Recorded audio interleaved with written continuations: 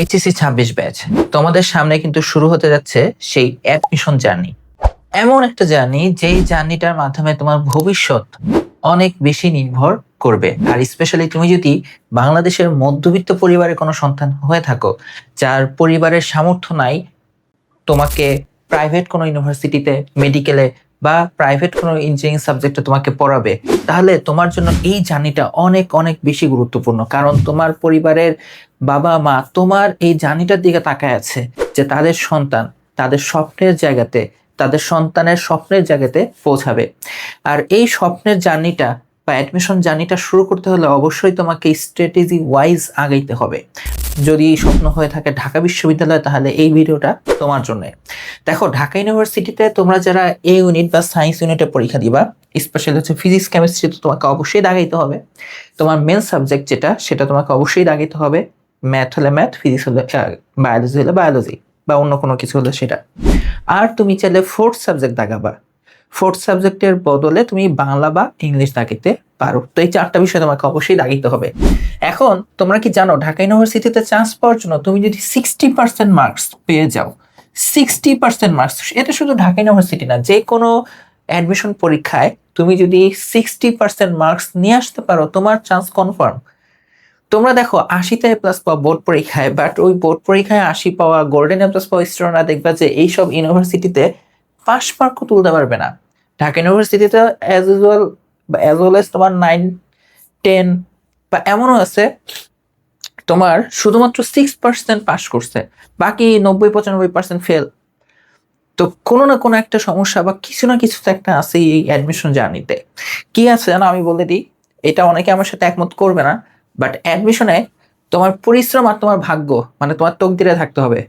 পরিশ্রম আর তোমার তকদিরে থাকা, এই ভাগ্যটা মিলে তোমার একটা ফলাফল হবে।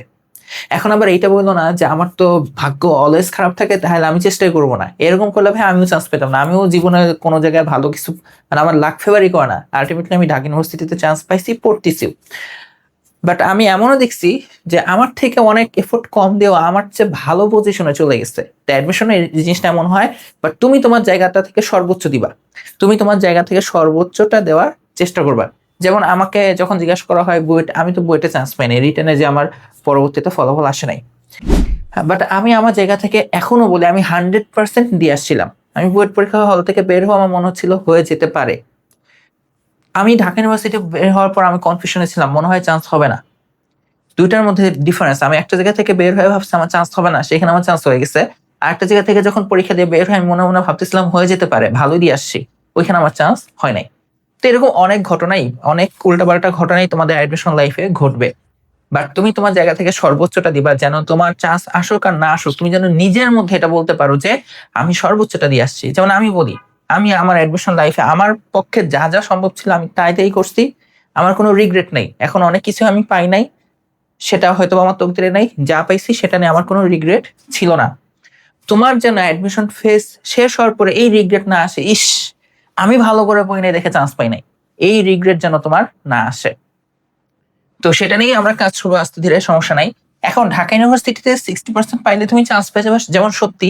আর একটা সত্যি কথা হচ্ছে কি জানো, প্রত্যেক বছর এইরকম হচ্ছে 50 থেকে আনুমানিক তোমার 70 হয়ে যেতে পারে। সেটা 50 থেকে 70% কোয়েশ্চেন তোমার কি হয় জানো, 70% কোয়েশ্চেন তোমার আসে হচ্ছে আগের বছরের, হয় হুবহু হুবহু, হুবহু না আসলেও একই টাইপের প্রশ্নের মাধ্যমে। এটা যদি কোয়েশ্চেন খুব বেশি হার্ড হয়, খুব বেশি কোয়েশ্চেন যদি হার্ড হয়, তাহলে সেটা 30 থেকে 40-তে নেমে যেতে পারে। বাট এরকমটা খুব কম হয়, নর্মালি অ্যারাউন্ড 50-60, এগুলা 52-60% বা 50% বেশি আগের বছরের প্রশ্ন ধাঁচেই হয়ে থাকে। তো তুমি যদি বিগত বছরের প্রশ্ন বা প্রশ্ন ব্যাংক, ঢাকা ইউনিভার্সিটি বলো বা যে কোনো ইউনিভার্সিটি বলো, তুমি যদি এই প্রশ্ন ব্যাংকটাকে, এটাকে জাস্ট মানে ওই প্রশ্নটাই তুমি আসতেছে আর পারতেছো, জিনিসটা এমন হয়ে যাবে না। বিগত বছরের প্রশ্ন ব্যাংক সমাধানের উপর তুমি যদি একটু ওস্তাদ হয়ে যাও বা পারদর্শী হয়ে যাও, তাহলে তোমার চান্স পাওয়াটা অনেক অনেক ইজি হয়ে যায়। তো সেটা নিয়ে তোমাদের আলোচনা করব যে তুমি প্রশ্ন ব্যাংক সমাধান করবে যে 3টা নিয়মে, স্পেশালি হচ্ছে আমার এক্সপিরিয়েন্স থেকে। প্রথম নিয়ম যেটা, সেটা হচ্ছে সবাই প্রথমে করবে না, এই নিয়মটাই সবাই প্রথমে করবে না। সবাই করে হচ্ছে 2 নম্বর নিয়মটা, এটা পরে বলতেছি। প্রথম নিয়মটাই হচ্ছে জানো কি, প্রথম নিয়মটাই হচ্ছে তোমাকে ইয়ার ওয়াইজ কোশ্চেন ব্যাংক সলভ করতে হবে। এখন ইয়ার ওয়াইজ বলতে কি বুঝাচ্ছি, তোমরা তো হচ্ছে 26-27 সেশন কাউন্ট হবে, তো এর আগে হচ্ছে 25-26 ছিল বিগত বছরের প্রশ্নের। আমি তোমরা তো ফুল সিলেবাসে পরীক্ষা দিবা, তো আমি এর জন্য বাবা 19-20 সেশনটাকেই টার্গেট করতেছি। তুমি ধরো কথার কথা 2019-20 সালে যে প্রশ্নটা নিবা, সেখানে তোমার যে প্রশ্নের মধ্যে কি থাকবে, ফিজিক্স প্রশ্ন আছে, এরপর তোমার কেমিস্ট্রি প্রশ্ন আছে, এরপর তোমার ধরো হায়ার ম্যাথ প্রশ্ন, হ্যাঁ, দেন হচ্ছে তোমার বায়োলজি কোয়েশ্চেন। তোমাকে যে জিনিসটা ট্রাই করতে হবে, প্রথমে তুমি পরীক্ষা দিবার টাইম ধরে জাস্ট এমসিকিউ, তো এমসিকিউ 60 মিনিট সময় দেওয়া হয়েছিল তখন ওই বছরে, সরি ভুল বলছি, 45 মিনিট সময় দেওয়া হয়েছিল, 60টা এমসিকিউ 45 মিনিট। তুমি চেষ্টা করবা এই 45 মিনিটের মধ্যেই 60টা এমসিকিউর মধ্যে যতগুলো দাগাইতে পারো নিজে না দেখে পরীক্ষা দিয়ে, physics, chemistry, higher math, biology, year wise এভাবে তোমাকে প্র্যাকটিসটা করতে হবে। তুমি দেখবা 45 মিনিট পরে তুমি খুব বেশি গেলে 30-35টা দাগাইতে পারবা। সত্যি কথা, বেশি পারবাই না, প্রথম প্রথম 30টা বেশি বলে ফেলছো, অনেকে 20-25টা আটকে যাবে, বুঝতে পারছো? দেন তুমি টাইম বন্ধর পরে আর দেখবা না, মানে পরীক্ষা দিবা না। এরপর তুমি পরীক্ষা শেষ, পরীক্ষার মধ্যে যে কয়টা দিতে পারছো দিছো, ওইগুলোর অ্যান্সার গুলো কারেকশন করবা, এটা হয়েছে নাকি হয় না, এটা হয়েছে নাকি হয় নাই। কারণ তুমি তো জানো তোমার হচ্ছে এখানে নেগেটিভ মার্কিং থাকবে, প্রতি 4টা ভুল প্রশ্ন হচ্ছে 1 মার্ক কাটা যাবে, তাই না? মানে 0.25 করে আর কি। তো তুমি দেখবা যে তোমার কোনটা হয়েছে কোনটা হয় নাই, কোনটা হয়েছে কোনটা হয় নাই, এভাবে তুমি যতটুকু পরীক্ষা দিতে পারছো, ধরো তুমি মাত্র 20টা আগে দিতে পারছো, ওই 20টার মধ্যে কয়টা কারেক্ট হইতে পারছে আবার সেটা জাজ করবা। এরপর তো আর পরীক্ষা দিচ্ছ না, এরপর তুমি টাইম ছাড়াই ফার্স্ট অ্যান্সার করার চেষ্টা করবা, কারণ পুরোটাকে কমপ্লিট করতে হবে। দেন তুমি দেখবা ফুললি কমপ্লিট করতে, এমসিকিউ এর জন্যই ফুললি কমপ্লিট করতে তোমার কতক্ষণ লাগছে, হয়তোবা তোমার দেখবা যে তোমার হয়তোবা অলমোস্ট 1.5 ঘন্টার মতন লেগে গেছে শুধু এমসিকিউ সলভ করতে যেই। স্বাভাবিক, এটা হইতেই পারে, এরকম সময় লাগতেই পারে, 1.5 আওয়ার তোমার লেগে যেতেই পারে। এই জিনিসটাই তোমার ওই যে ডিউ পরীক্ষা 4 মাস পরে, 4 মাস পরে যে ঢাকা ইউনিভার্সিটি পরীক্ষা, ওইটা যেন 45 মিনিটের মধ্যে চলে আসে, এইটা নিয়ে তোমাকে সামনে 4 মাস কাজ করতে হবে। এভাবে তুমি প্রত্যেক দিন, যে ধরো আজকে 19-20 সেশনের প্রশ্নের পরীক্ষা দেওয়া শেষ, এরপরে তুমি পরের আগের বছরের প্রশ্ন পড়ে দেখবা যে এর বিগত বছরের রিটার্ন পরীক্ষা ছিল না, সবই 120 মার্কের পরীক্ষা হইতো, ঠিক আছে? তুমি 18-19 সালে প্রশ্ন নিবা, সেই ফিজিক্স, ওইখানে সব এমসিকিউ প্রশ্ন, ঠিক আছে? 30 মার্ক করে আসতো ফিজিক্স, কেমিস্ট্রি। এইটা আমি বলে দিই, তখন তোমার পরীক্ষা হইতো 90 মিনিটের, 90 মিনিটে 120টা এমসিকিউ প্রশ্ন আর কি দিতে হইতো। তো তুমি 90 মিনিটের মধ্যে পরীক্ষা দেওয়ার চেষ্টা করবে যে কত পারতিস, ঠিক আছে? তুমি 90 মিনিটের মধ্যে খালি এমসিকিউ প্রশ্নই পরীক্ষা দিয়ে দেখবা যে কত পারতিস। তুমি দেখবা 90 মিনিটের মধ্যে হয়তো বা তুমি এই 70টা অথবা 65-60টার মতন লাগাইতে পারছো। ওইগুলোর মধ্যে তুমি আবার দেখবা যে কয়টা তোমার কারেক্ট হয়েছে, যেগুলো কারেক্ট হয় না ভালোভাবে দাগে রাখবা। পরীক্ষা এখন ওই নির্দিষ্ট সময় পরে তুমি এখন টাইম ছাড়া নিজের মতন করে আবার দিতে থাকবা। তো তুমি দেখবা যে ওভারঅল তোমার কত টাইম লাগতেছে পুরো প্রশ্নটা শেষ করতে, কতগুলা ভুল হচ্ছে, কি কি হচ্ছে না। তো এটাতে তোমার একটা কি হবে জানো, এই পরীক্ষা দেওয়ার মাধ্যমে, ইয়ার ওয়াইজ পরীক্ষা দেওয়ার মাধ্যমে তুমি এট এ টাইম তোমার ব্রেনে কিন্তু ফিজিক্সের প্রেশার দিচ্ছ, কেমিস্ট্রির প্রেশার দিচ্ছ, হায়ার ম্যাথের প্রেশার দিচ্ছ, বায়োলজির প্রেশার দিচ্ছ। এই প্রেশারটা তোমার শুরু থেকে থাকা উচিত। তুমি যদি ভাবো যে না আমি একদিন ফুল ফিজিক্স ভালোভাবে পড়ে দেন পরীক্ষা দিব, ফুল কেমিস্ট্রি পড়ে দেন কেমিস্ট্রি পরীক্ষা দিব, দেন বায়োলজি, এটা তো তোমার ওই অধ্যায়ের উপর প্রিপারেশন হবে, ফুল ঢাকা ইউনিভার্সিটির পরীক্ষার প্রিপারেশনটা হবে না। কারণ আলটিমেটলি তুমি যখন ঢাকা ইউনিভার্সিটির পরীক্ষা দিবা, তোমাকে এট এ টাইম 8টা পেপার মাথায় নিয়ে যেতে হবে। 8টা পেপারের একটা সহজ সহজ প্রশ্নগুলো দেখবে একটা একটার সাথে ধাক্কা খেয়ে ভুলে গেছো তুমি। তো এই তুমি যদি শুরু থেকে এই প্র্যাকটিসটা রাখো, তাহলে তোমার একটা ভালো প্রিপারেশন শুরু থেকেই হবে। এতে তোমার ব্রেন অভ্যাস হয়ে যাবে, অভ্যস্ত হয়ে যাবে যে সব পেপার একসাথে মাথায় সূত্রগুলো আবার রিকল করায়, আর এটা খুব বেশি প্রয়োজন। তো শুরু থেকেই তোমরা এরকম ইয়ারএস কোশ্চেন সলভ করবা, বাট কখন করবা জানো? এইখানে একটা কথা আছে, এটা হচ্ছে ঘুমানোর আগে। ঘুমানোর আগে প্রত্যেক রাতে এই যে কাজটা করবা 2 ঘন্টা এরকম। লাস্ট মোমেন্টে মানে সারাদিন তুমি তো হচ্ছে নতুন নতুন অনেক কিছু পড়বা, কোন একটা চ্যাপ্টারে আরো ডিপ কিছু পড়বা, যেটা হয়তো বা ইন্টার লাইফে তুমি পড়ো নাই, মিস করে আসছো, বিভিন্ন কোচিং এর সাথে কি চ্যাপ্টার ওয়াইজ আগাবা। তো তুমি সকাল থেকে সন্ধ্যা বা রাত বলে এটা করবা, রাতে তুমি স্পেসিফিক তুমি হচ্ছে 2 ঘন্টা সময় রাখবা একটু এই কোশ্চেন ব্যাংকটা সলভ করার জন্য। ওকে, এভাবে। আচ্ছা, এরপরে প্রসেস হচ্ছে এই যে chapter wise question bank solve. এই চ্যাপ্টার ওয়াইজ কোনটা, এই যে ধরো তোমরা যে কোচিং এ যাবা, যে দেখবা যে ফিজিক্সের প্রথম দিনই শুরু করবো হচ্ছে গিয়ে ভেক্টর, ঠিক আছে? তো তোমাকে ভেক্টরে খুব অনেক কিছুই তোমাকে শিখিয়ে দিবে, এমন এমন জিনিস শিখাবে তুমি জীবনে ইন্টারে দেখোই নাই, ঠিক আছে? দেন থাকবে তোমার ওইগুলোর উপর কনসেপ্ট বুকের পর বিভিন্ন ইউনিভার্সিটির প্রশ্ন, ইঞ্জিনিয়ারিং প্রশ্ন, ইউনিভার্সিটির প্রশ্ন, এগুলো থাকবে। ওকে, এইভাবে তো তুমি ওই চ্যাপ্টারের উপর প্রিপারেশন নিচ্ছ।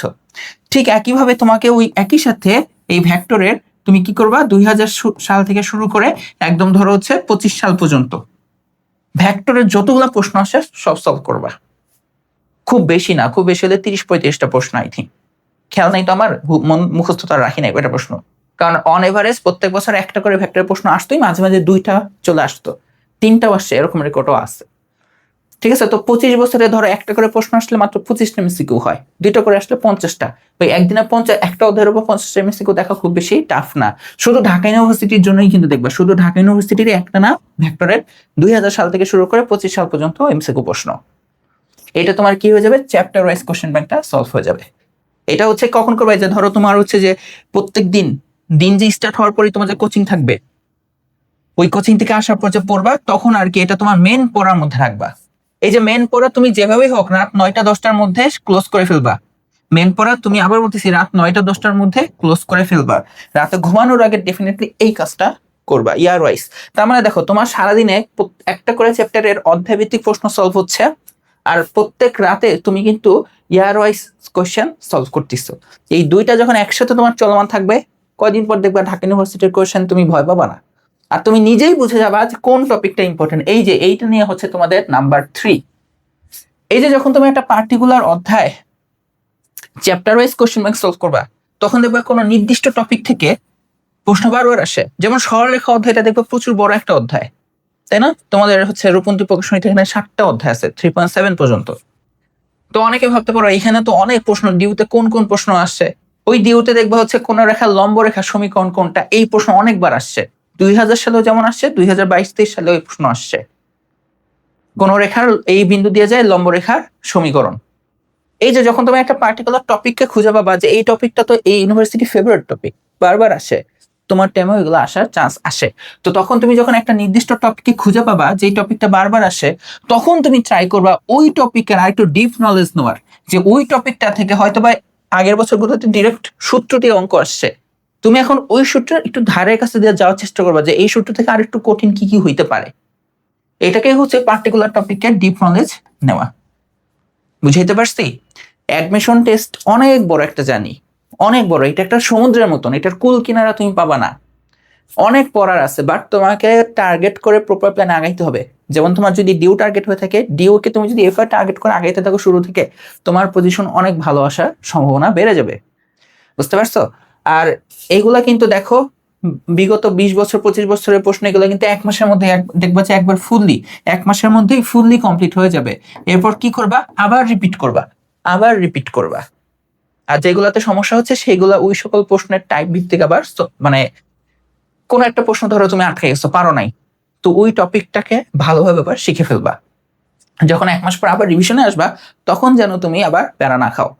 আর এরকম করে তুমি যদি 3-4 বার এভাবে সাইকেলটা কমপ্লিট করতে পারো, তোমার ডিও পরীক্ষার আগে তোমার ইয়ার ওয়াইজ কোশ্চেন ব্যাংক শেষ, চ্যাপ্টার ওয়াইজ কোশ্চেন শেষ, কোন টপিক থেকে ডিপ কোশ্চেন আসতে পারে তুমি সেটা জানো। কারণ ইম্পর্টেন্ট যেগুলো বারবার এগারো বিগত বছর আসে, বিগত বছর থেকেই ডিপ কোশ্চেন গুলো আসার চান্স থাকে, তোমার সেটাও কমপ্লিট। তুমি দেখবা যে তোমার পরীক্ষার হলে 80-90% কোশ্চেন তোমার আন্ডারেই আছে। তুমি যদি ওইখান থেকে জাস্ট 60% এনশিওর করে দিয়ে আসতে পারো, তাহলেই চান্স। আরো বেশি এনশিওর করে দিয়ে আসতে পারলে আরো বেশি চান্স পাবা। এখন তুমি বলতে পারো, ভাই আপনি তো 100% প্রস্তুতি বললেন না। ভাই অ্যাডমিশনে 100% প্রস্তুতি হবে না। টিচাররা তোমাদের মাঝে মাঝে একটু গান্ডা মার্কা কোশ্চেন করেই দিবে। হ্যাঁ, ওইগুলো হচ্ছে ভার্সিটি লেভেলের কিছু প্রশ্ন, ফার্স্ট ইয়ারে তোমরা শিখবা, ভার্সিটি ফার্স্ট ইয়ারে উঠলে ওই টাইপের কিছু জিনিসপাতি তোমাদেরকে করেই ফেলবে। এখন ফিজিক্স থেকে করলো না ম্যাথ থেকে করলো, কেমিস্ট্রি বায়োলজি থেকে করলো, বা কোন সাবজেক্টের কোন অধ্যায় থেকে এই টিচার ইকুয়েশন করতে পারে, সেটা ডিপেন্ড করে না। আর ওই 5-10% কোশ্চেনের জন্য যে তুমি অনেক বেশি প্রিপারেশন নিবা, এটা খুব বোকামি। কারণ ওই সকল কোশ্চেন না পারার কারণে কারো চান্স মিস যায় না, চান্স মিস যায় সহজ প্রশ্ন না পারার কারণে। তো তোমার এই বিগত বছরের প্রশ্ন বা ইজি ইজি কোশ্চেন, তোমাকে এগুলাতেই ভালোভাবে ফোকাস দিতে হবে। এইগুলো যেন তুমি মিস না করো। এগুলো তুমি যদি মিস না করো, তোমার চান্স তো মিস হবে না। তো দেখা হবে ক্লাসে। তার আগে একটা কথা বলে যাই, তোমাদের এই যে chapter wise question bank solve, এইটা কিন্তু আমার চ্যানেলে অলরেডি আমি 2 বছর আগে শুরু করছিলাম। তখন তো আমার প্ল্যাটফর্ম খুবই ছোট ছিল, কেউ চিনতো না। এই দেখো, আমি এই প্লেলিস্টের লিংক তোমাদেরকে দিয়ে দিব। এই প্লেলিস্টের লিংকে কি আছে দেখো, আমার ম্যাথের অধ্যায় ভিত্তিক কোশ্চেন ব্যাংক। ধরো হচ্ছে যে সরলরেখা, আমি এখানে সরলরেখার বিগত 20 থেকে 25 বছরের প্রশ্ন সলভ করছিলাম, সলভ করে তারপর টপিক লিখে দিছিলাম, দেখো এই টপিকটা থেকে প্রশ্ন বেশি আসতেছে, বুঝতে পারছো? এখানে কিন্তু ধরে ধরে আমি এই জিনিসগুলোকে সলভ করে দিছিলাম। তো তোমরা যদি এটা আসতে থাকুক, এটা নেট একটু সমস্যা, তো তোমাদের যদি এরকম ইন্টারেস্ট থাকে যে ভাইয়া চ্যাপ্টার ওয়াইজ কোশ্চেন ব্যাংক সলভগুলো আমার আরো চাই, প্রত্যেকটা ম্যাথ ফিজিক্স সবগুলো অধ্যায়, এগুলো কিন্তু আমি খুব দ্রুতই তোমাদের জন্য নিয়ে আসবো। ঠিক আছে, এর জন্য তোমরা অবশ্যই কমেন্টে রেসপন্স করো, তোমাদের রেসপন্সের ভিত্তিতেই এগুলা সামনে নিয়ে আসা হবে। তো দেখা হবে ক্লাসে, সবাইকে আল্লাহ হাফেজ। আর প্লে লিস্টার লিঙ্ক আমি কমেন্টে দিয়ে দিচ্ছি।